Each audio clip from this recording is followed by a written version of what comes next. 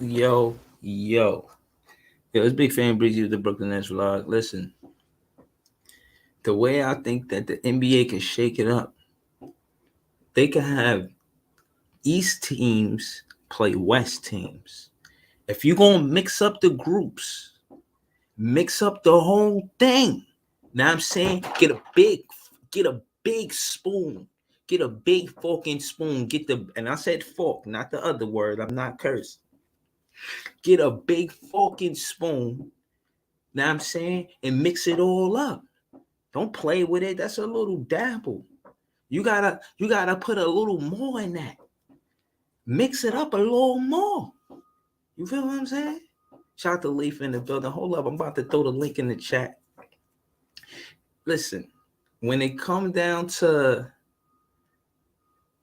mixing it up, I'm talking about the Atlantic Division.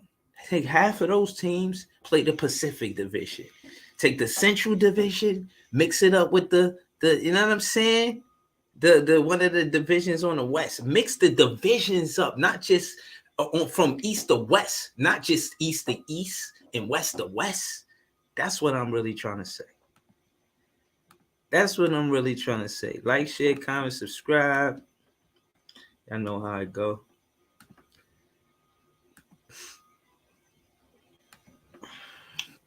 Listen, when it come down to the in season tournament, you want to see fireworks, huh? Indiana, not for the champion, because that's what you get in the standard mode of the NBA.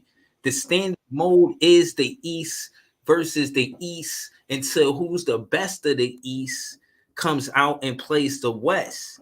So what I'm saying is, shout the Leaf, is how about you mix the divisions from West and East, mix it all up. You know what I'm saying? And you have teams like the Sacramento Kings playing the Cleveland Cavaliers, or that's some dope shit to me. You feel what I mean? You get Dallas playing the fucking Celtics. You know what I'm saying? And that's when it makes difference. Then you thinking all of these different variables of who could actually face each other in the championship. In my opinion, I don't know. Maybe I'm just kicking up dust. But how you feel about what I said, Leaf, on how they could shake it up? Should they mix the East and West divisions? Because that's the only, you know what I mean? That's how I look at it. Or do you like the in-season tournament, or does it matter to you, or what? Um, I'm trying to find something positive to say about the in season tournament. But like realistically, man, like, and I'm trying to be careful about it because I'm in the hallway right now. But I think the play so far has been what it's been. You know what I'm saying? Like I think everybody has a little bit more incentive to play with the $500,000, things like that. But and I would like to believe that this is going to be like something that could get more competition, but that shit just ain't the truth.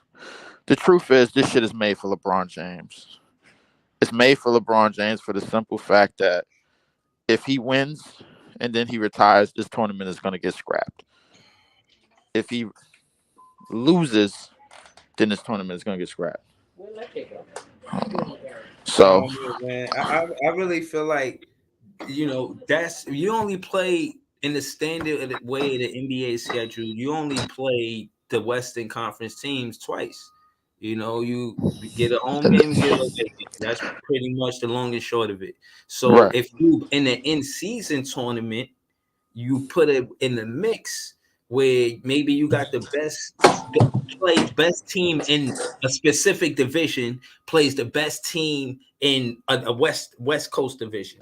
I'm gonna pull up the chart to get y'all a better glimpse And of I, what I, I'm I talking I about. think that's bullshit.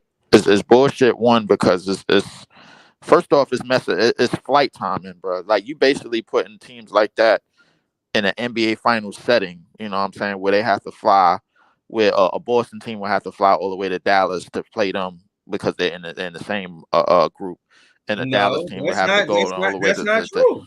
That's not true, bro. I'm not doing How that. would it? Look, But because the let thing me is, tell you how. No, but whoa, whoa. Then let me rebuttal what you said. I'm tell you how it's not true. The same way we going on the Western Conference road trip, we going to be there for 5. When we on the Western Conference for 5 games, right. we can do the same thing with the in-season tournament. So it's not No, bullshit. no.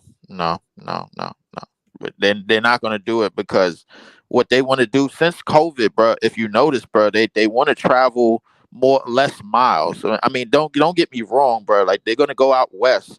But the thing is, remember how back then they used to get like a 2 or 3 Western Conference trips per team, like in terms of how the teams on the East Coast would go out to the West, man, for like a week, and then the next month they go out in the West for another week. Shit ain't like that no more. The thing is, notice why we playing back to backs against Detroit, because they right there. New York, Brooklyn Right, and but Detroit no, ain't that far from each other. right, But it they trying to also, limit. They trying to limit. yeah, They trying to you're limit the not. travel. That's what Bro, they yeah, trying to do. but you're not. Even though you saying no, it still don't go against what I said. Like they could still do what I said and keep it the way what you're talking about, because they did No. change it to COVID to try to make it convenient. And I did see one of the better things that I liked about it is they had back to backs where the team didn't leave the city. Like it wasn't no back to back like they facing another team. There's a back to Right. back that they facing the same team. When they So I facing the think same that team. was one of the improvements, and I think this will work. And again, I think that's how they could shake things up. I think they could shake it up by having the best team in each division on the Eastern Conference play the Western Conference team, so mix it up that type of way. Like other than that, It's so it's many reasons. It's so many reasons why. Like a lot of what you said, Brett, it sounds good, but I know the league. They not gonna keep this shit around. They're not going to keep that. Listen, they just scrapped Team LeBron and made it East versus West again in the All Star game. So they really waiting for But LeBron to leave. that's more validity to your point about what you said about the catering to LeBron. This is season tournament, even if It's I mean the catering rest to LeBron. but still, but the point is that you could that's always going to be trash. And LeBron ain't even going to be in the league forever to play as far as playing basketball. So he it's always going to be having a player pick your favorite plays. That's corny because that's obvious bias. So my point is yeah, that's not the same as what I'm talking about. What I'm talking about is lit. That shit with LeBron, him having all of this say, him and Kevin Durant, it did Kevin Durant aiming no nemesis like that, because the real nemesis is Steph Curry. You know, Steph Curry, you know what I'm saying?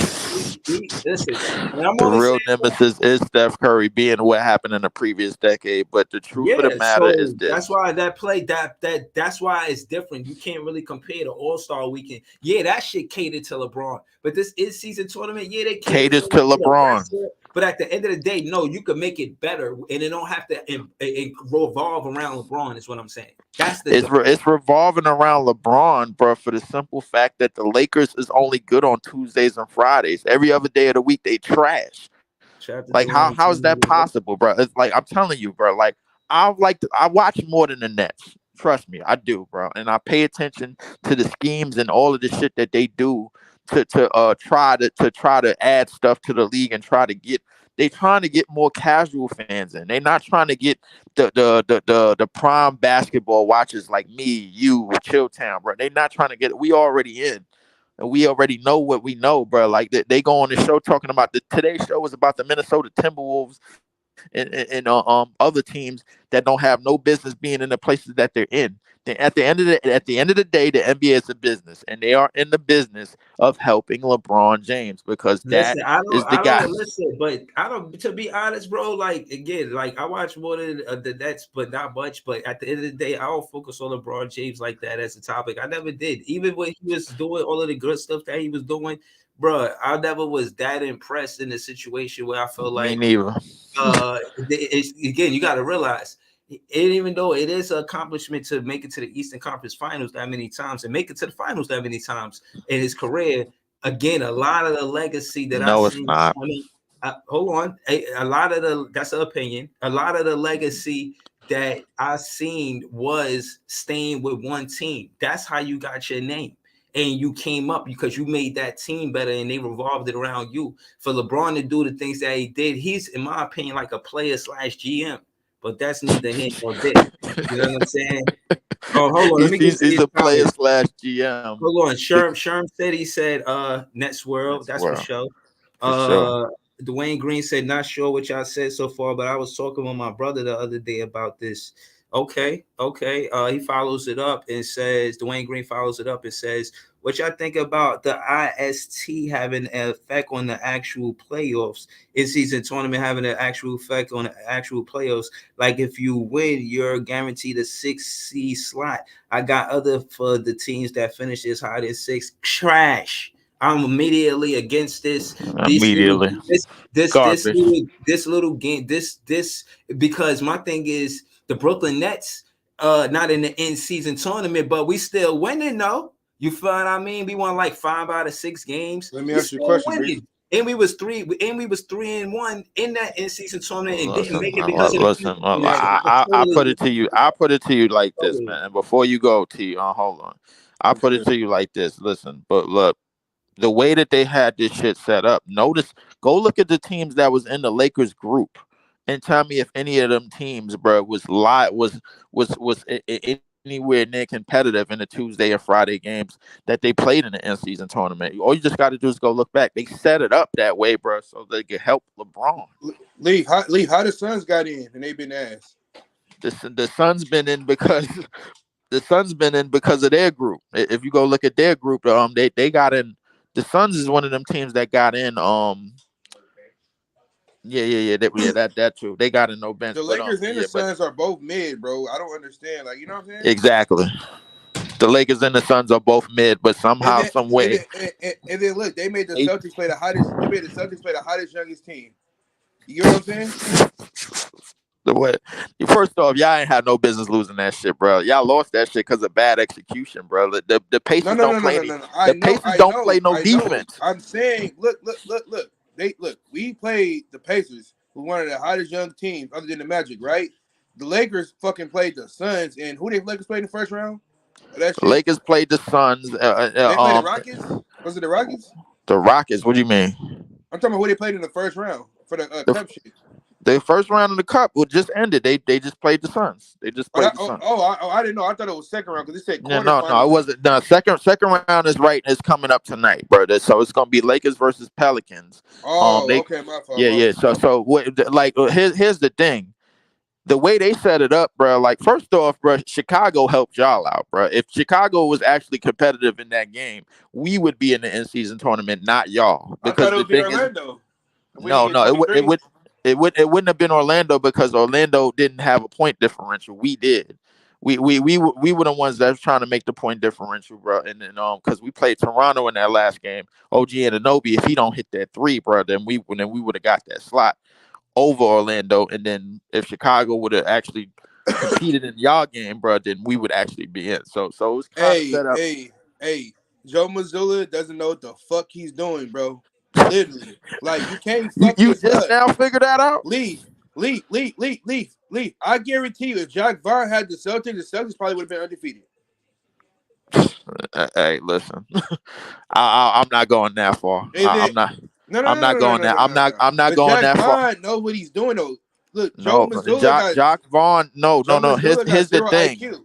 The Huh? thing is, when you put Jock Vaughn with stars, bro, then that's a different ballgame. Jock Vaughn is with guys that are up and coming role players. Y'all already got solidified guys over there.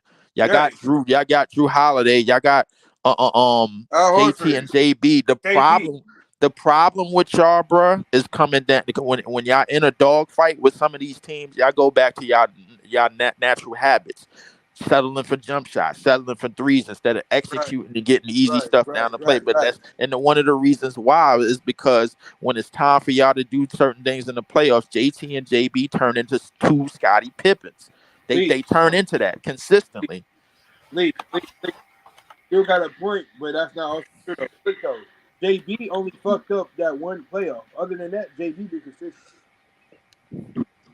Listen, listen. Anytime you can't take advantage of Steph Curry on a low block, bro. Like, I gotta dock you for that. I'm not going to continue to keep doing this thing with the Boston Celtics to where, all right, yo, they got the best team every year. They end up in the conference finals no matter what. for the past 6-7 years, bro, and somehow, some way, they just Yeah, can't get it done. yo, I'm done with listen, that. yo, shout to you, Lee, shout to T Sweezy. You ain't got to do it. Like, shout to Iceman in the building, man.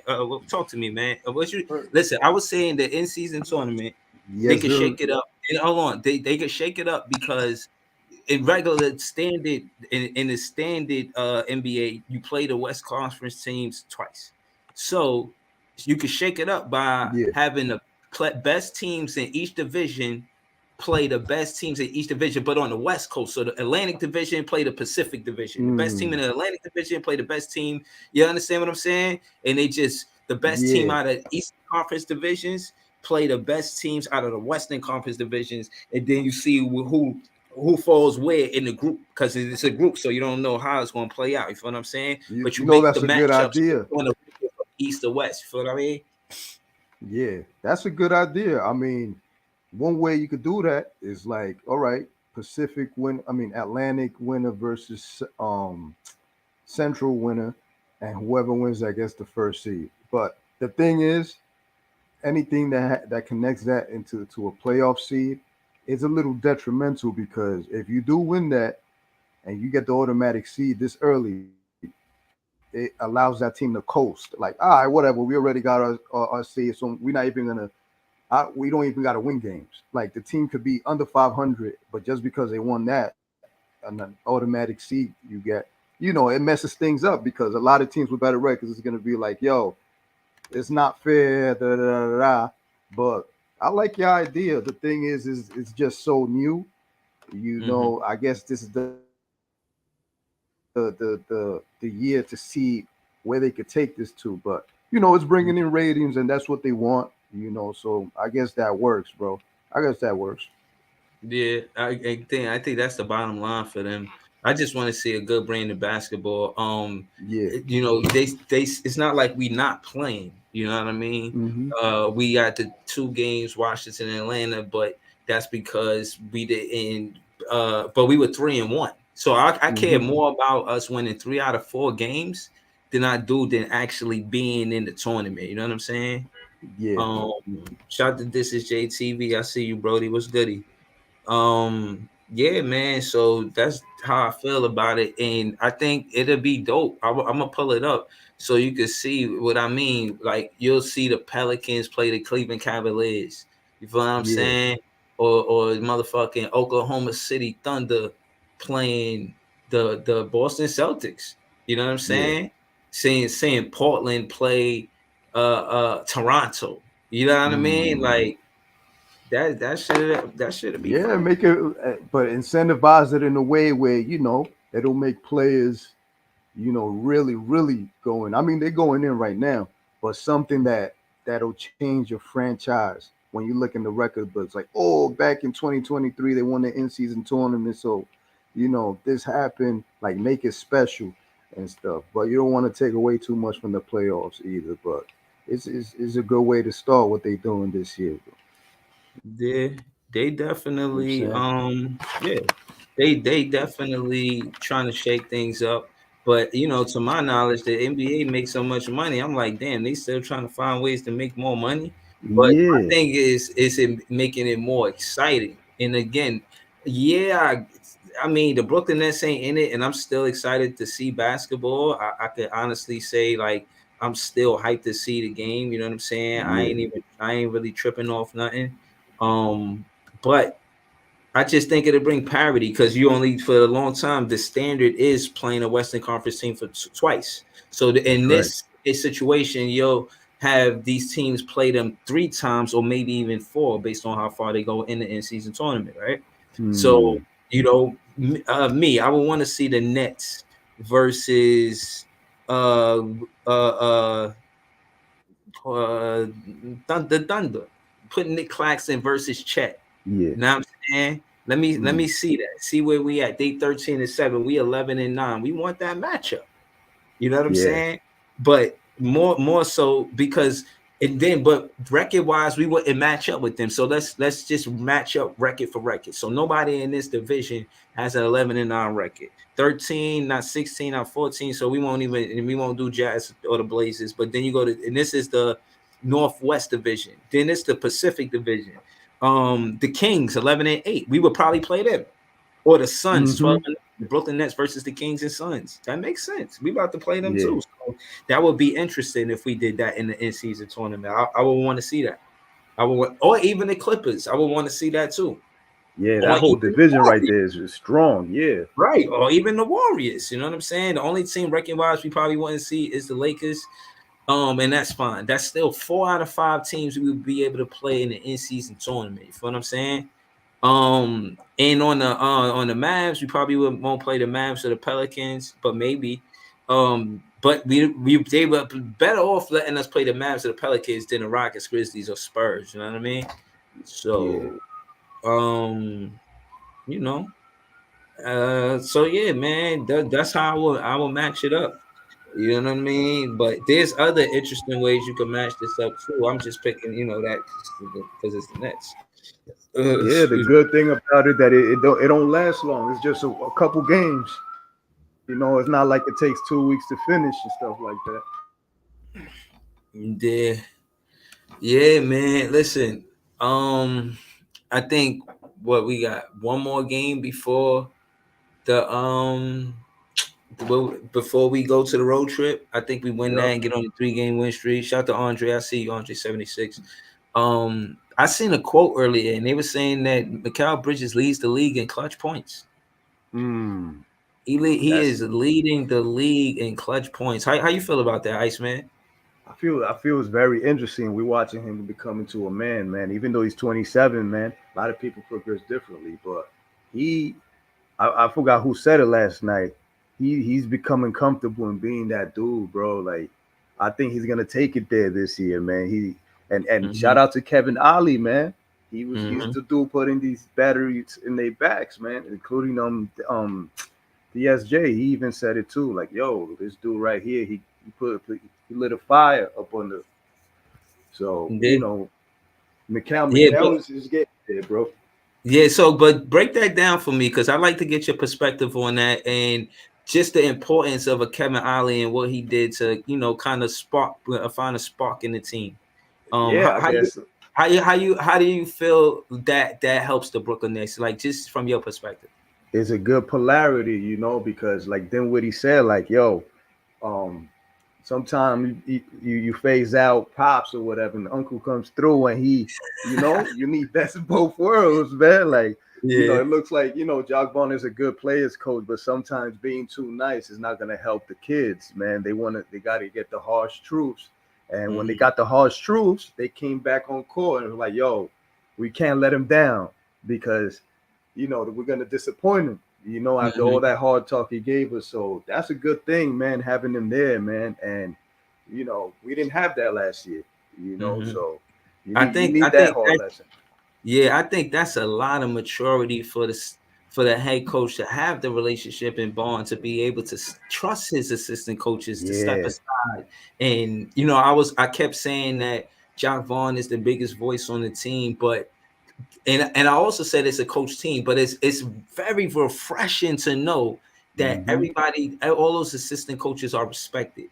And I feel like we building a culture as a team. I'll get more of a team feel. You feel what I'm saying? It feels more like a team, especially when you got the assistant coach doing what he did and being acknowledged for it. And that's another thing that I like that we do as a teammate. Mikal Bridges acknowledge DSJ.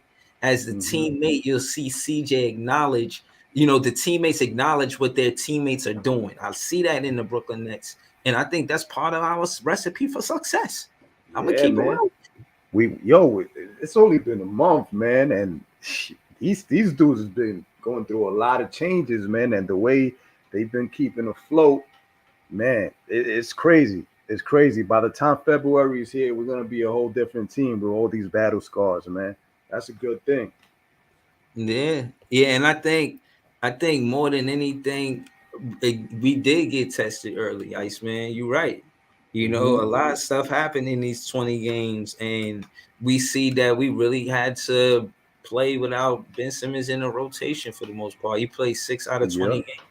This is not a slight at him. This is just what it is. You feel what I'm saying? It is what it is, you know. Yeah, this is the stat I had wanted to show you. You know, Mikal Bridges is now the leader in my fault. Now the leader in clutch field goals. Yada yada with 21. He got 21 clutch points. Hitting 55%. Come on, man. Yo. Come on, man. Yo, these is tough shots he's hitting. It's not like some gimme joints. Yeah, so hold on. Let me read this whole thing because to give it context. Mikal Bridges is now the leader in clutch field goals this season with 21. He's also second in percentage of clutch points made, defined as the final 5 minutes of games within 5 points. I always bring y'all back to this. And this stat shows this is why you go out and pay the superstar.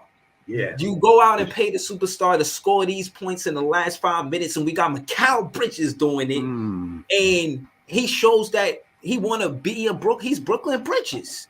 Yeah. He's Brooklyn Bridges, man. Facts. Yeah, he's an ace for real, man. He man, and I'm gonna repeat it, man. What we were just talking about. I think it was a Kevin Ollie, bro. I really do, man. It was probably him. He probably had to talk with him, like, yo, son, like, this is you right here. Either you step it up or you soft. And he's like, oh, word? All right, I got you right here. Because he's playing with a chip on his shoulder. So, yeah. You know, yeah. And but again, CJ said that too. He said he played Mikal Angry is a little faster. He said Angry Mikal is he's just got that speed burst. You know what I'm saying? Like, so, you know, I think I like to see players play with emotion. And while we here, Iceman, I want to hear how you feel about this. I don't like the refs penalizing players for being emotional after a dunk, after a crossover. Like they're competitive. They're gonna, you know what I mean? This testosterone. You know what I'm saying? You gotta let them play. They players. They're gonna get hyped. They're gonna get excited. They're gonna talk shit. For lack of better words, they're gonna talk shit. And some of that, think the refs be catching feelings too. Know that's part of the sport. You gotta know that's part of it. Some of it is part of it.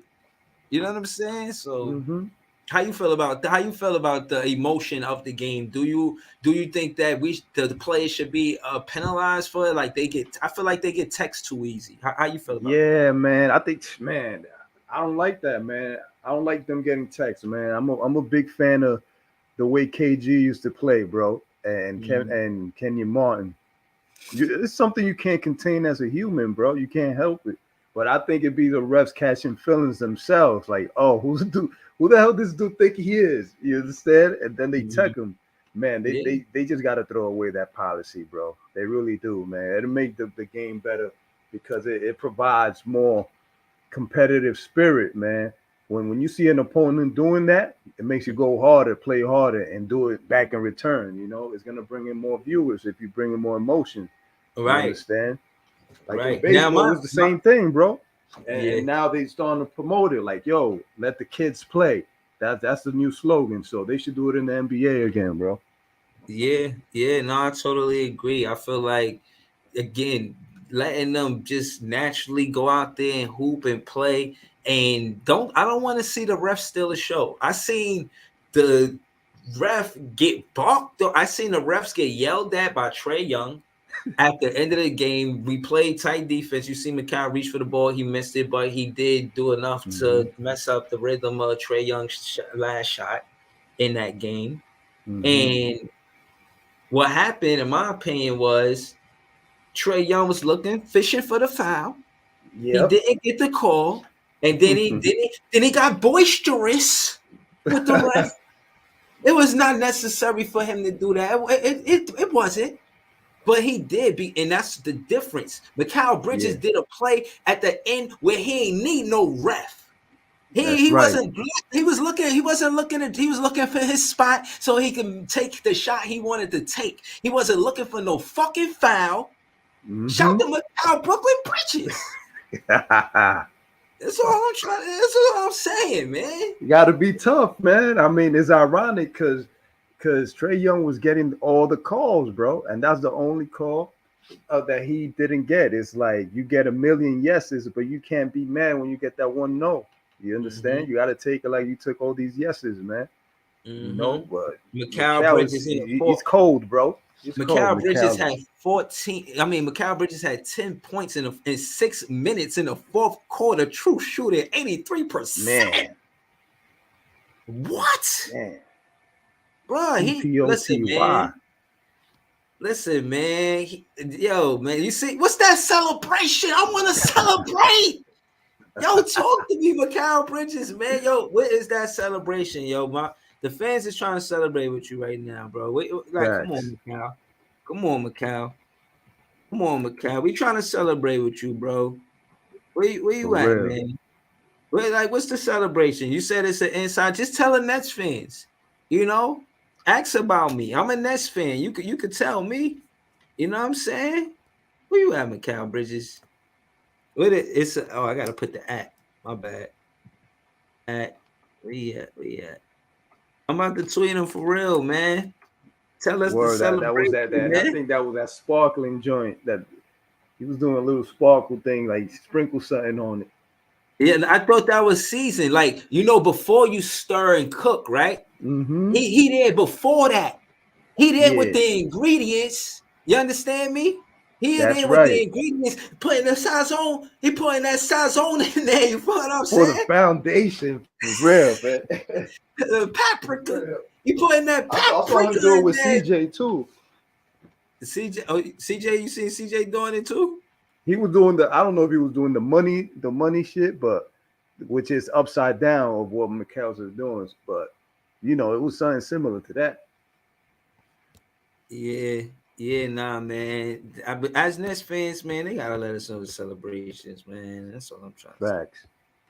I seen his post-game interview. Okay, see, look, shout out to Brooklyn Nets, Cash. Mikal Bridges and Cam Johnson combined stats in their last 10 games, 42 and a half points per game, 12 boards, 7 assists, shot 8, 2 steals, shooting over 50% from the field, 51%, 46% behind the three ball, 86% from the free throw line. The Twins have been holding. Shout out to Brooklyn. Wait till that Suns game come. Watch, they're gonna step it up to a whole level. That's gonna change our season. Yo, Iceman, you think they get a warm welcome? You think they get that standing up? Oh yeah, most definitely. Okay. All right, so talk to me. Let me break that down for me. Why you feel like Mikal Bridges and Cam Johnson get that standing up when they get back? Get to the Suns for that first game. That's their kids right there. That's what they were born at. Basically, the NBA lives was born there, and they didn't want them to leave the house. But you know, they gotta grow up. They came through, you know. But in their mind, they like, yo, they didn't want us, bro. They didn't want us. So now we're gonna show them who we grew up into, you know. So that game is gonna be big, man. They really gonna mature after that game. Yeah. I think it's kind of like, for lack of better words, breaking the ice, right? They put in a situation where this is their first game playing versus the Suns. They get a standing. It's gonna be a moment. You know what I'm saying? But then I need them to tap into that in the. You know what I'm saying? I need you to know what I mean. Like, even if you gotta shed a tear before all go down, you see a tear just drop down Mikal Bridges' face. Know what I mean? Hey man, CJ, and I'm saying, did they just open their eyes, pause, and then they look, they get. You know what I'm saying? Like, I'm telling you, man, they gotta play like that. Now I'm saying, you gotta do it like that, and the crowd gonna respect it. They're gonna be like, yo, man, it's gonna put so much pressure on KD. Oh man. Oh yeah. Mikal Bridges versus KD. I ain't gonna miss it. Man. I ain't gonna miss it. Yeah, KD cannot hold Mikal Bridges. Have more love for the Twins than KD. KD cannot hold Mikal Bridges. Now, Mikal Bridges probably can't guard KD. That's Nick Claxton's job, right? Nick Claxton can guard KD, but KD cannot guard Mikal Bridges. He's too slow for him. Hell no, bro. You ever see backyard knees, barbecue knees when you got the plate? Yeah. You gonna get KD them barbecue knees, keep playing with them, I mean. Like I don't think they're gonna do that. But if Jock Vaughn put us in situations where we coming off the screen and rolling, it's a one-on-one with Mikal Bridges and KD, he gonna cook, Oh yeah. He gonna bruh. do it on them. He Mhm. fit in the cook. But Yo. listen, man. We play the Sacramento Kings first. And then the Suns game is a back-to-back, but we play them first before we play Denver. So the Denver game is the second game off the back-to-back. Yeah. So, you know what I'm saying? I think we could beat the Suns, man, because we get a day rest before we play the Suns. We play the Kings, and I think we did, and then we play the Suns. I'll check. Most But definitely. Most. you know what I'm saying? I don't look at this schedule and think, oh my God, we got 3 wins on the road, you know, minimum. The last time I checked, it was 3 wins. I don't know how much we got now. Well, we just won the Atlanta game, so it's 4. So we, you know what I'm saying? We definitely doing something on the road. It's not like we just go on the road and they spanking us. You know what I'm saying? That's just Yeah, really, like the West Coast teams don't put fear into the East like that, like back years ago, you know. So these dudes is beatable, you know. yeah. My thing is just the confidence of this group. I think it'll change and we'll play way better because the fact is they're a new group, and if they get high in the standings, like they ain't never, you know what I'm saying? They gonna be like, hold up, like they don't we know fourth that they're right good. now? Like it's gonna give us like an energy boost, you know what I mean? I really feel like before that though, honestly, and I'll ask you that about KO because I really feel like that is the turning point. I don't think something dramatic has to happen besides what happened with KO. I think that was because of that, everybody was on the same page on, you know, like, you know, maybe everybody was going through this and that. I feel like KO galvanized the group. Like, yo, I know individually you probably want to do your best, but rely on your teammate. I don't know what he said. Play a clip. I want to see that shit, man. For real, man. Play the clip. Just with Dinwiddie. What did he say, man?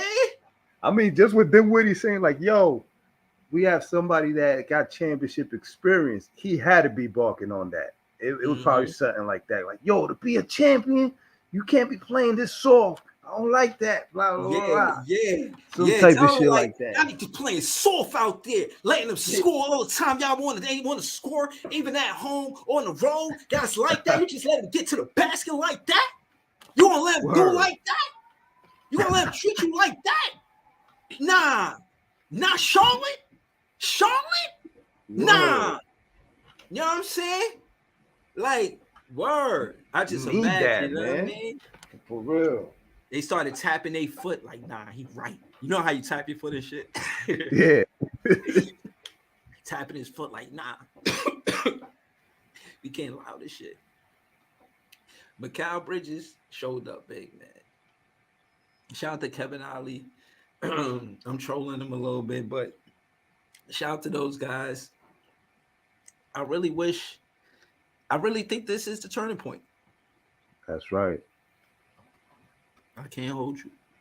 Yeah, and these other teams haven't gone what we gone through. So how will they react to their you know, to the shit that happens to them? Because those teams aren't perfect. They're gonna have injuries. They're gonna have little snags where they lose a couple games and stuff. But you know, we shall see. We shall see. All right, let's hear your predictions. Shout out to Brock work in the building. Oh man. All right, we play the Wizards. How you feel? You feel confident about being the Wizards? Oh yeah. I'm not gonna disrespect them by saying light work, but yeah, it's easy. It could be a trap game because they played good last night, but that's a win. That should be a win. All right. Then we got 2 days rest before we play the Kings. That's good. Sacramento's going to be super competitive. I'll tell you that. It's going to be a close game. But the Phoenix one, man, we're going to get that one. We might get that Denver one too. I think it's interesting that we get a good the thing of did two things happen, right? One, Kevin Ollie doing what he did for Mikal Bridges, you know what I'm saying, to do what he did, right? Mhm. Two, how important really is this Suns game? Like, I really want to slow it down and say how important really it is for CJ and Mikal Bridges in this Suns game. Mhm. You know what I'm saying? I think for one, for Mikal Bridges, he's gonna be going at D Book now. You know what I mean? Mm. Excuse Mm. everything. It's like everything I might have learned from you, everything that I, did in practice, everything you see me do, everything I see you do, all of that was different when we was on the same team. But Mhm. now we on different teams. That's right. Is it fair? Is it fair to say that Mikal Bridges could slow up D Book? Oh yeah, yeah. He got long arms. You know, he know how he moves and stuff. I'm not sure if he's gonna be guarding him. It'll probably be Dinwiddie, but if it was Nah, just I them don't one on trust them. one, You want Dinwiddie on? I Shout out to don't. James. I actually want Mikal to guard him and stuff. But being how Yeah. we play defense and stuff like that, it'll probably be Dinwiddie, Mhm. or DSJ or something like that. But man, we're gonna throw the whole blanket on him, man. The whole Mikal blanket, Mm. you know. So okay, what about CJ? You think CJ do more of the same? Be streaky? Maybe he have a big first quarter or something like that. Yeah, he's gonna play with energy, fast break, and all Mm. that. I'm expecting him to really, because he's hitting that stride right there that I was talking about. The plane is taking off. You know, he's getting there. So I think that's gonna be a bigger game for him too, because he was a bench player. So he's gonna show out and prove that he's a starter. You know. Mm. I think two things happened. Brock Work, he says the Suns game should be a breakout game for CJ. I totally Yeah. agree. You know what I mean? Mm-hmm. If we ever gonna see a 30 piece from CJ, it'd be nice if we seen it versus the Suns. I ain't gonna Oh hold you. yeah. Yeah. Word. Dren 23 says only team that scares me are the Kings. We can beat Suns, Nuggets, Warriors, and definitely Jazz. That's a fact. Yeah. I Because totally agree with that. yeah, the Kings are like us in a sense. The way they're built, they play fast though, so that'll be a good test to see. I think we can compete with them. Honestly, it's not that they're better than us. I mean, from the outside, people could say, "Yo, these teams is better than us," but I don't believe that. Honestly, that's just how I see it. We could beat anybody. I agree. And again, I do it because the cohesiveness between the team. When you see us win, it's not because Mikal Bridges dominated in points. Mhm. There was like 5 double-digit scorers. You know what I'm saying? Yeah, And two things that happened, and another thing that gives me confidence as a fan is the relationship between Cam Thomas and Jacques Vaughn. Jacques Vaughn told him hmm he had a good game and it was a good experience for you, as opposed to saying, you didn't have a good shooting night. So yeah. blah, blah. He He told him adjusted quick in the second half, which is right. But that's what I'm saying. It's hmm they're not going to be able to ball the now Cam again, and if they ball the now, and that's what I like between. And I said this, and it became true last night. Yeah, If you double Cam Thomas, Mikal Bridges could hurt you. yeah. And he got a game winner last night, bro. hmm Like, Yeah. this is what I'll be saying. And Cam Thomas really the gravity of what the defense. That's they really scout report. Don't even give him. Don't you look out how many dribbles he don't even get a Yo, lot they of. was on Cam. They was on Cam. Like he's serious. Like, Yeah, yo, we don't want him to You- even get one, bro. Like, Jesus Christ. This is Kobe you're right right. Yeah, that's what I mean. I think they did. I think we because Cam Thomas didn't drop the ball, and I don't think he was, and I think that was up to Jacques Vaughn. That's you protecting your player. He's That's mainly right. a scorer. He didn't have a good shooting night because of the way the defense reacted to him, but you still made him feel and showed them that you're still important to the team just because you didn't score the ball well. What doesn't mean you didn't help win us the game. And him being there, being able to give Mikal Bridges one-on-ones, they couldn't double Mikal, and that's where they picked their poison. They was like, "Yo, we'll leave Mikal Bridges in a one-on-one situation." And they thought Hunter could guard him, but Hunter can't guard him. Hunter, he's, I see that last play situation, bro. Shout to We Are the Hawks. Their podcast that do the Hawks. So I was gonna go over there and kick up some dust, but I was watching it, and he was mad as hell at his team, man. Shout out to him, man. It's a dope. And he was just like, yo, man, Hunter can't guard Mikal, something to that. Yeah, when Mikal hit you, it hurts, bro. Right. It was like the shit that I wanted to talk to them, he was already saying. So I'm just listening, like, oh man, shout out to them, man.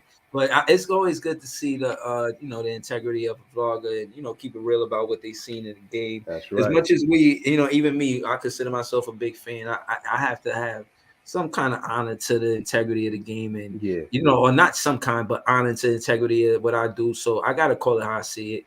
But I just thought that was funny. Is like, how you skip to a part real quick and just say and talk that shit. Oh shit! Like, let me shout out to them, man. Let me leave them alone, man. But I definitely would have jumped on their panel. But I was here. You know what I mean? Yeah. I don't think they would have been kind to a Nets fan, no how. But you know what I'm saying? Shout to them. But that being said, man, I that was a good win for the for Mikal. That was his first win. You know what I'm saying? Absolutely. Versus the Hawks. You know what I mean? So he said that in the post game interview. He was like, "Yo, in 6 years, I ain't never beat them in my career." And I'm just like, "What?" Like, you know what I mean? So he beat them with the Brooklyn Nets. I know that shit meant something to him because remember, Trae Young hit a game winner on him. And so for him to hit that game winner last, you know what I'm saying? I know that shit was sweet. Like, yo, I got to get my get back. That's why, yo, I'm telling you, watch that play. He like, yo, I got this. I'm not passing the ball. Like, I trust me. You know what I mean? And I like that. That shows leadership. You know what I mean? For real. He took the shot and then went in. You know what I mean? And I like that. And again, the reason why I said I favor Bridges over Trae Young is because he really looked for his spot and his shot, opposed to Trae Young looking for. He was cutting, making those little layups, those quick. He was breathing by people. Like, man, his game was on from all facets, bro. Like, that was a good play. Iceman, they talked about that play too. Where then when he found Milwaukee, they next, man. We taking that spot, man. That's probably why I said that. They Spencer Dinwiddie, he found Mikal Bridges under the basket, but the way they set up the play, they did it like a screen where they had a pick with Dejounte Murray and he couldn't get around it. So they drew that up out of a timeout. I was like, yo, that shit fire. See, that's just little stuff that I like because I like basketball. Those little plays like that.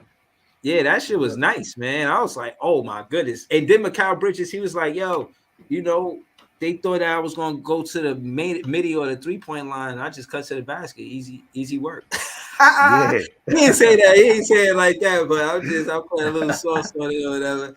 You know what I mean? But I like his confidence growing as the go-to guy. Because I think that's the difference. He never necessarily been a go-to guy. He was, if you double the go-to guy, I'm gonna knock down this, you're gonna pay for it. It's gonna cost you because you leave me open. You know what I'm saying? I was just imagining, man, it'll be dangerous, man, if Cam, him, and the other twin they all firing at the same time, like they all clicking. Oh my God, bro. Yeah, but it's good to imagine the Cam like hitting those shots yesterday, and then you dealing with Mikal doing that. Oh my goodness, bro. Yeah, but another thing is it's good to see that one of these players could not have a good game and we can still win. Exactly. You know what I'm saying? Like, I like that part of it too. You know what I mean? I like that part of it. I like the fact that if we don't, that's the adjustment, the in-game adjustment that I was asking for from Jacque Vaughn. And if he's doing that, that's fire. You know what I'm saying? Yeah. Word. So, I'm confident when I see this lineup as well. You know what I mean? And to be honest, the toughest opponent probably will be Sacramento or Denver. Listen, I just think that we match up well versus these teams because of Nick Claxton. And Day'Ron Sharpe is playing exceptionally better. Before I leave the stream, I just want to show some love to Day'Ron Sharpe. You stepping up as in the way you have is definitely part of the reason why the Brooklyn Nets are playing better basketball. Shout out to my guy. This is JTV. He always, you know what I mean, shed light on this said player. Bro, he's an offensive rebounding machine, and he's giving a hard. Yo, Nick, it's when I seen, and I'm gonna be honest with you, this is the first time I could say I said this in a while. When I seen the consistent sub outs between Nick Claxton and Day'Ron Sharpe, I was confident. I'm like, all right, Claxton going out, Day'Ron Sharpe going in. I'm cool with it. Day'Ron Sharpe learned a thing or two from Nick Claxton about how to make blocks. If you notice what I noticed, Day'Ron Sharpe has gotten better as a blocker in the NBA, bro. Yep. And I think it's just a matter of confidence with him. Like he knows he understands that he's good and what he's good at. Before, you know, I now that I look at it, because I used to criticize him, is it was because he didn't get that much playing time, so his confidence never grew to that point. So he didn't think he was that good.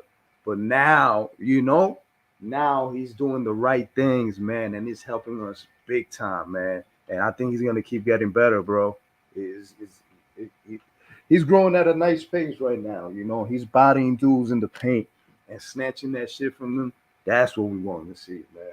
A Rottweiler right there. So, yeah, he man. Said a Rottweiler. Nah, for sure though. For sure. Yo, I think this is a group we need to keep together. Yeah. Going forward, what I've seen in these 20 games, I want to be shy to trades. Like, if a signing and a trade is two different things. Jot Farm runs a tough 9-man rotation. And I think that's part of the reason why we work. DSJ brings something that Cam Thomas doesn't bring. But Cam Thomas brings something that DSJ doesn't bring. We're a team. Trendon Watford brings something that Royce O'Neal doesn't bring. But Royce O'Neal definitely brings something that Trendon Watford doesn't bring. But guess what? We on the same team. You know what I'm saying? And what I will say is in similarity is Nick Claxton is becoming a better rebounder because of Day'Ron Sharpe. So Pete, Day'Ron Sharpe is becoming a better shot blocker, and Nick Claxton is becoming a better rebounder. They learning from each other. It's important to keep this group together because that's why they build chemistry. They learning from each other as teammates. You know what I'm saying? Talking to each other, having little huddles and shit like that. One of the most interesting things that I heard about Kobe Bryant is him calling Jordan 2-3 in the morning to ask him about basketball. And I wonder, you know what I mean? I'm not saying that the Nets have to do that. They're younger guys. They probably ain't into that type of thing. But that shit is cool. You know what I'm saying? Link up, hoop together. You know what I mean? Call each other, ask questions. Yo, should I have hit him with the tween? You know what I'm saying? Like, what do you think I should have? You know what I mean? Like, talk to each other, man. I wouldn't be surprised if they do that. Like, because DSJ, like Son said, that he's the vocal leader, and he's probably like, yo, did I do that right? You know, did I shoot that the right way? And to Dren 23, yes, I agree. That's a perfect comparison, Robert Williams. I do agree. Yeah, I seen Day'Ron try to yam it the other day too. He missed it up, but he attempted it. I like that aggressiveness, and I think he knocked down one of the free throws when he went to the line. Him, and again, that's what we asking for. It's hard to be a good 3-point shooting team if there's no rim pressure, you know. And again, shout out to DSJ because, bro, he looking like the biggest player on the floor. He be dunking. You know what I'm saying? I know. And my thing is, I don't knock him because of his height. Like, he's I like his game. You know what I'm saying? Like, he pesky. Like, bro, like, and again, what's nice about it, basketball wise, is seeing the ball handler pause get uncomfortable because of DSJ and what he's doing. Yeah. You know what I'm saying? Yo, I didn't even know he was that serious on the defensive end, bro. But you make a difference, man. He really does. Playing 94 feet, you get them out of their comfort zone. You know what I mean? And what I realized too is he kind of, man, yo, it's just like with him, he played 7 games, and the games that I feel like it won't hurt DSJ. Like I think he plays the Washington game because it's 2 days apart. He plays the Wednesday game, and he plays. I don't know if he plays that back-to-back game because I don't think they want to put him in a situation where they re-aggravate his injury. So the interesting stat it was what I want to see is what's our win-loss record when DSJ is in rotation, because I think it's more wins than losses. Yeah, I think it is more wins. It really is. He really helps the team. Like if you look at his stats and what he do, and just the eye test too. Like the box score don't really speak to everything he does, but yeah, man, I'm impressed with this team, man. You see, and we don't even got Lonnie Walker right now. Oh man, nah, I think he missing the whole road trip too. Well, we can check him out. Yeah. And I think it's important that he missed the road trip so that way we let him know, like, listen, man, we might just sign you. You know what I mean?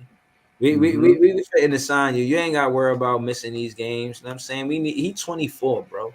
How we not taking Lonnie Walker seriously? Oh, you know what I mean? You gotta give him the bag. For real. Yeah, like Lonnie Walker on a 1-year contract. DSJ is on a 1-year contract. Those are 2 players I ain't gonna lie. I want to go forward with. They great off the bench. What you think about Spencer Dinwiddie though? We was talking about that earlier. He's learning, not learning, but he's showing us that he could affect the game without scoring. Because he didn't have the best shooting night, but he was doing the right things. Like I think we was going back and forth, and at one point he was just probing the defense and just, picking somebody apart and just hitting that little floater. Like he knew what to do to draw that foul. Like he was doing a little IQ shit right there that I really respect. And that's true to the statement that you said. He's a general. He's a floor general. He's going more into that role, and that's what we need, bro. That's definitely what we need. He's doing his thing. So let me ask you, who's your favorite player on the Nets? Man, it's Mikal right now. Okay. Then Cam. Yeah. And yeah, it's them 2 right now. 1 and 2. Okay, so you like them as a duo. Do you see them being consistent as a good duo? I said top 10, and everybody got mad at me. And even now, it's not really, I don't have a lot of validity to it. I understand that. But do you think they could continue some of the consistency between them? Maybe both of them being like 20-point scorers? Or I do, because I mean, not Cam Thomas. CJ, is he a 20-point scorer? Is that too much to ask from him? I mean, he's a borderline 20-point scorer, but when it comes to Mikal and Cam Thomas, man, they haven't even clicked yet. So I understand where you're coming from with that statement. Like them at their best, yes, I believe in that. They could be top 5 duos, yes, and it's gonna come. It's that moment is coming, man, where they're gonna be locked in together. Like, yo, you take this shot, I take this shot. I saw you didn't take this shot, I'm gonna take this shot, and it's gonna be something scary, bro. I'm seeing it, man. Clairvoyance, I'm seeing it, bro. That's what's up right there. Yeah, seriously. Listen, I think that this team they made like all of the plays essential. Like you could see that our defense is tremendously better, not just with Clax, but with Clax and DSJ. So, like for instance, DSJ is putting ball pressure on, right? And shout out to Big Priest. I see you, Big Priest. Salute, Brody. Yes, sir. Pull up. You know what I'm saying, if you ain't doing nothing, I mean, we just talking hoops. Because you give time for Claxton to come over from the weak side and help a DSJ. Yeah. You understand what I'm saying? Because he's such a good on-ball defender. So, and that's all you really need is to give Clax some time to come over from the weak side. And DSJ and Mikal Bridges defense can do that. And I think Lonnie Walker, when he's fully healthy, his defense is pretty solid. You know, I don't think it's like the best. I don't think it's good as DSJ defense, but it's pretty good though. It's pretty good. Yeah. He yeah, go ahead. Honestly. Yeah, he understands what what he needs to do, and he doesn't do like the extra. You know, he just does the serviceable, which is all we need. You know. Yeah. Shout out to Dren 23. She says squad getting it together, but something definitely might happen at trade deadline. What y'all think gonna happen? Who think we should trade? Want to keep the squad? I want to keep the squad. If we keep winning, I don't want to change it. You know, again, my thing is the detriment to the Brooklyn Nets is changing teammates too often. Yeah. So if we have a situation where we winning, just keep the same teammates. Let's stay with that. I don't see success by just switching teammates all willy-nilly. I think Jacque Vaughn and Sean Marks did a good job in the offseason to pick who should be on the roster. I agree with Leaf about adding Kai Jones, but that's a signing, not a trade. Yeah. So I'm off that. But Iceman, speak to this, please. What do you feel? Do you think it's gonna be a trade that happens, or who you think we should trade if we are, or we should keep the squad? Talk to me. I mean, the more I think of it, I think Sean Marks is gonna stay put. I don't think he's gonna do anything. But if they do trade somebody, probably gonna be Royce O'Neal. But I'm leaning towards that he might not even get traded, because I'm thinking, like, how many first rounders do you need? Do you understand? I mean, it's always a good thing. It's always a good thing to have some first round draft picks. Like, from next year going forward, we're gonna have them. But you know, if you're gonna trade Royce, how is those players that's coming in gonna fit to what we have when Royce already fits into the system and into the flow of things? So that's making me think that they're not going to do anything. Are they going to keep it like this? Yeah, I think I'm on the side with you right there about them keeping it the same. I think they like Royce, man. He's so reliable. You know what I mean? Yeah.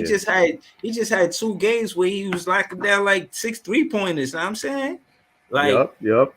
You don't want to trade Royce. He would be a good trade piece, but he's better to keep anything that's going to replace the continuity, the chemistry, the toughness, the grit, excuse me, you know what I'm saying? I honestly think it makes the Brooklyn Nets look good by keeping Royce. Yeah. I don't see a trade in our future, honestly. Shout out to Dren 23. Claude Smith says, keep an eye on Noah Clowney and Jalen Wilson. They could have a breakout season. I agree. Yeah. I totally agree. I think Jalen Wilson been hooping in the G League, making noise. You know what I mean? Don't shut the door on him. He's a 2-way player. And, you know, he might get minutes with the Brooklyn Nets. It's an 82-game season. We only 20 games in. That's 62 games left. I do think that we see Jalen Wilson, you know, rack up some minutes sometime during this. I do. Claude Smith says it's all about continuity. No trades in the near future. Facts. Yeah. I'm with y'all on that. I think when you look at the better teams in the league, you know, even like the Bucks, the Milwaukee Bucks, they try to do a plug and play with Dame Lillard and Drew Holiday. I don't think that shit gonna work. Yeah. I'm saying I don't think you could. Dame Lillard, they could go at Dame Lillard, and if his defense ain't on point, I don't know, man. That might be a detriment, because I think they lost defense and not having Drew Holiday. Yep. I don't know. I don't know. Having a different coach too, different schemes.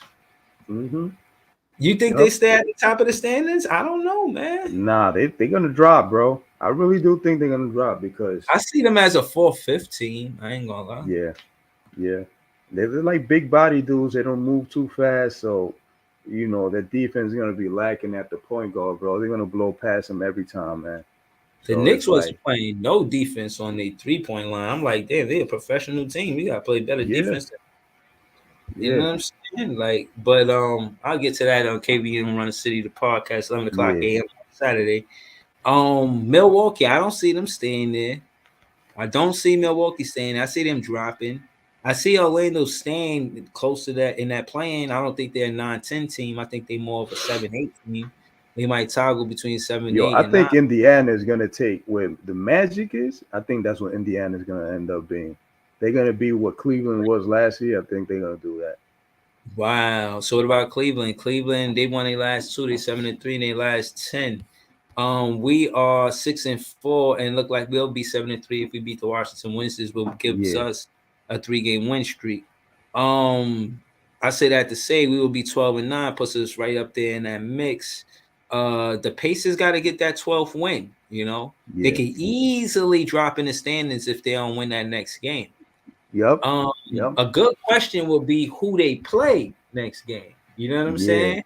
Because they gotta win to continue to be there. They don't have no cushion. If we got 11 wins and they got 11 wins, the only difference is that we got 9 losses. If we go 12-9 and they go 11-9, oh yeah, we easily in the playoff bracket. So they're 3.5 back with 4, so they're only half a game ahead of us. 3.5 minus 4, yeah. We only 4 games out of first place. 4 games. Yup. Shout out to Big Priest. What up, Big Priest? What up? Shit, man. What you want to get into? You want to talk about these standings, or you want to talk about? I was saying that with the shake up the in-season tournament by having the best teams in each division in the Eastern Conference play the best teams in the Western Conference division. So the divisions will play division. The East divisions will play the West divisions, opposed to just switching up the East to East divisions. You get what I'm trying to say? Big Priest, you there? Yeah. Yo, Big Priest, you there? Yeah. Did you hear me? Shout out to Big Priest. Yeah, my bad. Yeah, yeah. So what was your topic? The topic was the NBA could shake the season up by letting the Eastern teams in the East division, the top of the team in each division, top team in each division play the top team in the East, play the top team in each division in the West. That's how they can shake up the in-season tournament, because standard NBA, they only play the Western Conference team twice. And that's just how it was. That's how it's going to be. But with the in-season tournament, I think you can shake it up. You know what I'm saying? I don't got a problem with the way they did it, because you still got, some. Hold on, real. Yeah, I think your audio, you got to work on your audio, Big Priest. No, I had to turn my TV down. Okay. But the way they did it wasn't bad. You know what I'm saying? It was it worked. Shit. No, man. Shout out to Big Priest, man. I'm trying to think about it. Like how they actually did it. They switched it up, but what I'm saying is they mixed it up, but it's still East on East teams. It's East versus East teams. And what I'm saying is with the West, East and West teams only play each other twice. Play one home game, one away game. In the in-season tournament, you get change that. But they just did it the same format, like the Western, this group is the Western side, and this group is the Eastern side. So what I'm saying essentially is see who's the best in the league without the division or the conference. Let it be 2 East teams that go to the in-season tournament, or even 2 West teams. It don't matter, because it's an in-season tournament, and that'll be that. But that won't take away from the NBA championship, because it shows parity. So the in-season tournament would be totally different from the NBA championship. The playoffs. Right, the playoff format. And what I'm saying is they're making the in-season tournament format the same as the NBA playoff format, and they should change up the in-season tournament format just for parity. Like, that's the reason why you do it. You do it to show. But they kind of did a little bit, because what they did was they made 3 brackets in East and West, right? Just like it's 3 divisions. Mm-hmm. But what they did was they took one team from the top 3, one team from the second 3, and so on and so forth, Mm. and made But it's those still brackets East up. on East, Oh, I though, didn't right? even notice that. You're right. Yeah. But it's So, still East on East. It's no East and West. No group. Every group is a West versus West team and or East versus East but team. you got to think about it like this too, because they're going back to the original playoff, like, or excuse me, all-star format. They're going back to that. So when you think about it, not it's actually not bad how they did it. Um, because you that's why you get a Indiana versus a Milwaukee because of the format that they did. So But it's I still East I on East. That's not shaking nothing up. That could be a playoff matchup. You know what I mean? But it's still 2 East teams. That's why I didn't. I really. It's not that I'm against it. I just think it could be better. I think if they, listen to Big Fan Breezy, you know what I'm saying? Then you know what I mean. Just consider it. You know what I mean? Somebody mumble this shit by the water cooler or leave a sticky note by the coffee machine or some shit and just try it out, man. Just bring it up. Somebody just blurt it out in the back of the room. You don't even got to say who your name is. Just walk out after that. You know what I mean? Just blurt this idea out and see what happens. You know what I mean? But I don't know, man. but this Some people is like the but format the you way. know they got they it's since it's the first year, you know, they got the ability to make adjustments and see how. But so far with the way it's going, they like what's happened. You see what I'm saying? So they actually like how it's gotten decent ratings. I'm guessing. So Hmm. they what they did, because I mean, shit, we would have been in that Final Four, right? If Chicago actually played like they gave a damn versus Boston. Yeah. So I Yeah, actually like it. I mean, I think our guys took it serious. Um, and when you got something like that, I think that's all you can hope for. mm, yeah. Nah, I feel you, but I really feel like the Nets still hooping, even though we not in that East season tournament. We won 3 out of 4 of those games. I'm impressed as a fan. And we won a game after that. Who they put on the schedule because they didn't make it with the Washington and Atlanta. And I really feel like things happen, man. Mikal Bridges first time he beat Atlanta, that was huge. Kevin Ollie had that speech, that was huge. And the Kevin Ollie thing was really big for the culture of the Brooklyn Nets is because we establish an identity. We got the locker room could get galvanized by the coach or the assistant coaches, and we all, locked in, or we all, you know what I mean, on the same page. And I like that. And I think going I forward, like what we've done as a squad, as a roster. I like how we've improved because we got to think about it. We're 2 games over 500, right? right? Hmm. When all these injuries that we've had, and I know a lot of the fans like to harp on the Ben Simmons injury, but no one has been healthy for us Hmm. outside of Bridges and DFS and Dinwiddie. Yeah, that Those was a are the only. you seen that closeout? I thought I got scared for a moment. Well, you see that when Deontay Murray went took his landing space, Mikal Bridges. Oh yeah, Yeah, yeah. I didn't like that, Yeah, man. But go ahead, I was listening. but I didn't like that closeout. I thought it was reckless, but Yeah, I was glad he was um, careful, man. Mikal Bridges, man. we we we're building something here, right? We're building something that we can. That I think that the fan base can be proud of. And to Yeah. be honest, that's with or without Ben Simmons. It's with or without. I mean, Mm-hmm. we're able to put guys Thank in and just get production. I mean, we won a game yesterday and the Claxton only had 4 points. you. Right. You know what I'm saying? Yeah. Mm-hmm.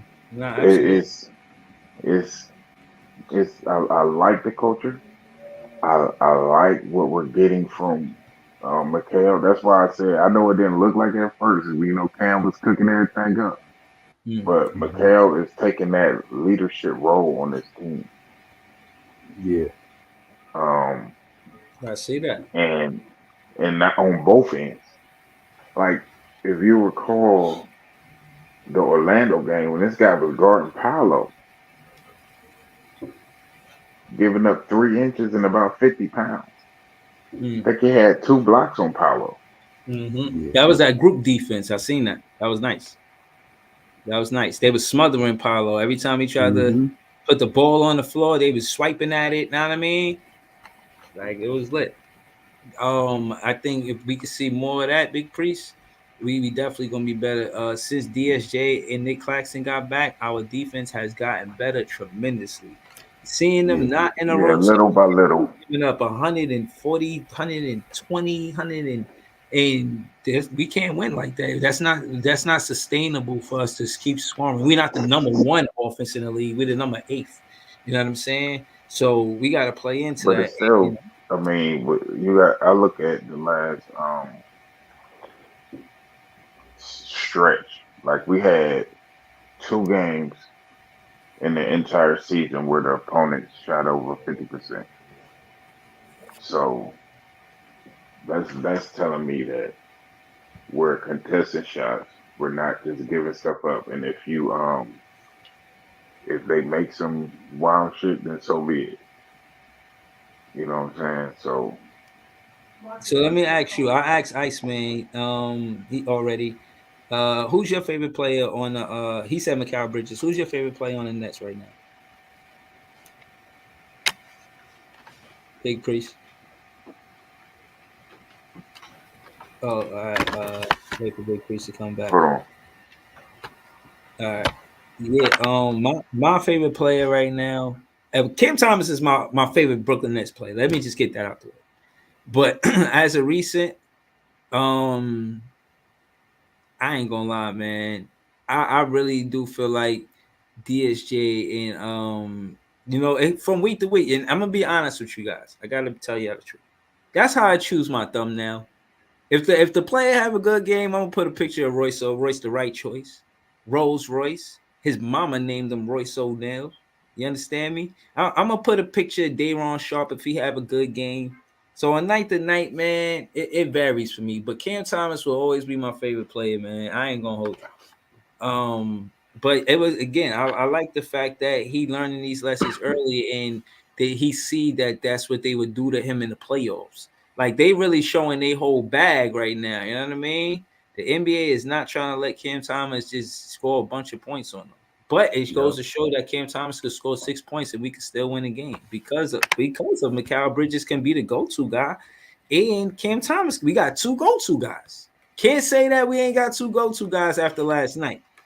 Ain't Big Priest? Did you know that Mikal Bridges leads the league in clutch points with 31 clutch points? There's 5 minutes left in the fourth quarter, bruh. He I did not know that, he but had he had 10 points in the fourth quarter last game versus the Atlanta. I did not know that, but I think the natural progression is going to be um, Mikhail being the guy, right? Um, and Cam can eat off of him, meaning when the defense tries to take him away, you also have Cam. And Mikhail is an unselfish player. That's the one thing I like about him. Mm-hmm. He doesn't mind Cam Johnson getting 20 or Cam Thomas getting 40. You know, and that's where I think when we were watching the team early in the year, you you saw the explosion from Cam Thomas, and people were asking what's wrong with Bridges, why he ain't, because if Mikal Bridges said, okay, Cam is cooking, so we're gonna get Cam the ball. I like that unselfishness. It shows leadership, and it's a great leadership quality, bro. Like he's showing a lot of leadership quality, and I am impressed. And I'll be honest with you, this is one of the best trades I've seen, man. I think both parties were happy. The Suns were happy, and also we were too. You know what I mean? We were happy. Oh, I'm nice. gonna be honest, I was happy to get out of that era, and for it to become basketball again. Hold on, I, go ahead. I was listening to you. What you say? I don't know when the last time it was basketball with us, but after that trade deadline last year, that's what it became. Big Priest. I just want to talk basketball with you. Thanks for pulling up. You know what I'm saying? always dope having you on a panel. DFS right now is third in highest non-corner 3-point percentage. So shooting from the elbow, a little off of the corner, from straight down the middle. I'll say this, that versatility of, you know, being able to shoot, because they say the easiest 3-pointer to make is the corner 3-pointer. It's the corner 3, yeah. Right. So they're saying the highest non-corner 3-pointer, and he's third in the league right now with 45% and 70 attempts. Just speak to that for me, Big Priest. How do you feel about how that impacts Brooklyn Nets and how they run the offense? In your opinion, is it part of the reason that we are top 10 offense? I think with him shooting that high, I think he gets a lot of open looks. That's why I'm not with JV when he says he want Mikal to get up 8-9 a game, or the team to get up 40 a game, 50 a game, whatever the case may be. I like guys getting into putting pressure on the defense, making the defense make a decision, and then you're leaving Royce in DFS wide open. And they're connecting on them. DFS is actually, because last year, if you remember, I think he shot after the trade like 31% on 3, and people was questioning whether he was going to be able to get shit done, but he's a big piece. I don't like him being mentioned in trade talks. I want to keep our unit together, and when we got guys like him, and even to a lesser extent, because we didn't get a lot of it, getting guys these open looks is only going to be, I think it's only going to get better. And then as Cam continues to grow and progress as a playmaker, because we know he can get where he wants to get on the court. So when he grows in that department, it's going to be very difficult to defend us. I think that number is going to go up. Yeah, shout out to you, Big Priest. That's a dope take. So Greasy, man, what you got on this, man? Talk to me. What up? Refresh me a little bit. We were talking about multiple things, but as of now, we're talking about how DFS and lead, he's third and highest non-corner 3-point percentage. And I wanted to ask you, do you think that's part of the reason that the Nets are a top 10 offense in the NBA right now?